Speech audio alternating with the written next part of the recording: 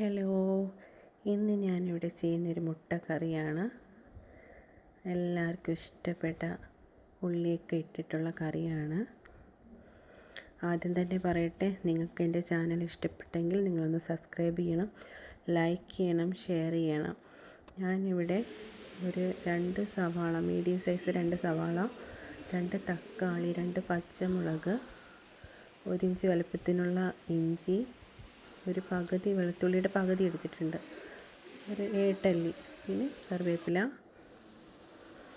അതെല്ലാം കൂടെ ഇതുപോലെ ഒന്ന് അരിഞ്ഞെടുത്തിട്ടുണ്ട്. പിന്നെ ഒരു 8 ഏലക്ക, പെരുംജീരകം ഒരു 1/4 ടീസ്പൂൺ,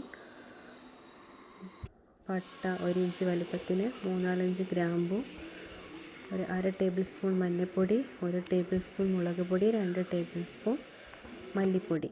ഇത്രയാണ് എടുത്തിരിക്കുന്നത്. ഒരു 4 മുട്ട പുഴുങ്ങിയത് എടുത്തിട്ടുണ്ട്. ഞാൻ കുക്കറിലാണ് ചെയ്യുന്നത്.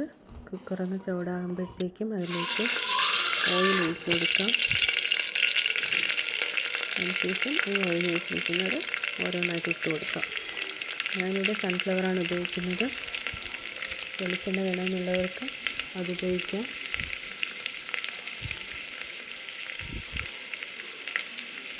ഇതെല്ലാം കൂടി ഇട്ട് നന്നായിട്ടൊന്ന് വഴറ്റി കൊടുക്കാം.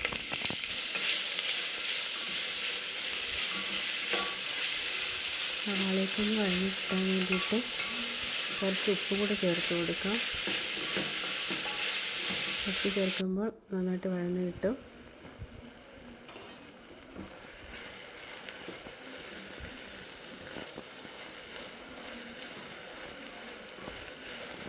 ഇതിലേക്ക് തക്കാളി ഇട്ട് കൊടുക്കാം.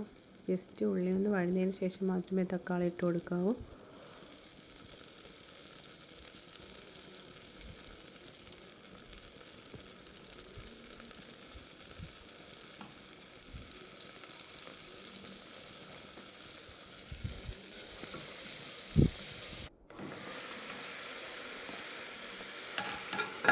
കൊടുത്തിട്ട് ഗരം മസാല കൂടി ഇട്ട് കൊടുക്കാം. നമ്മൾ ഉള്ളി ചെറുതായിട്ടൊന്ന് വഴന്ന് വന്നിട്ടുണ്ട്. അതിലേക്ക് എടുത്തു വെച്ചിരിക്കുന്ന പൊടികൾ ഇട്ട് കൊടുക്കാം.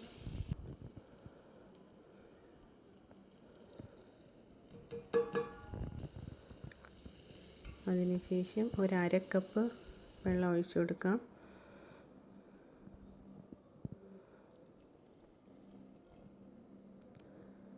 അതിനുശേഷം നല്ല ഫ്ലെയിമിൽ ഒന്ന് തിളപ്പിച്ചെടുക്കാം.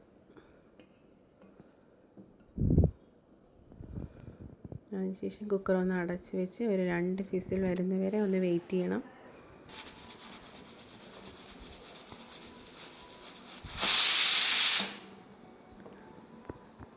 ഒരു 2 വിസിലൊക്കെ മതിയാവും, നന്നായിട്ട് വെന്ത് കിട്ടും.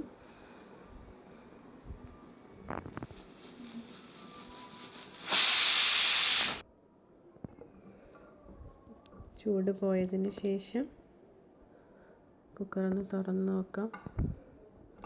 അതിനുശേഷം എടുത്തു വെച്ചിരിക്കുന്ന മുട്ട പീസുകൾ അതിലേക്ക് ഇട്ട് കൊടുക്കാം.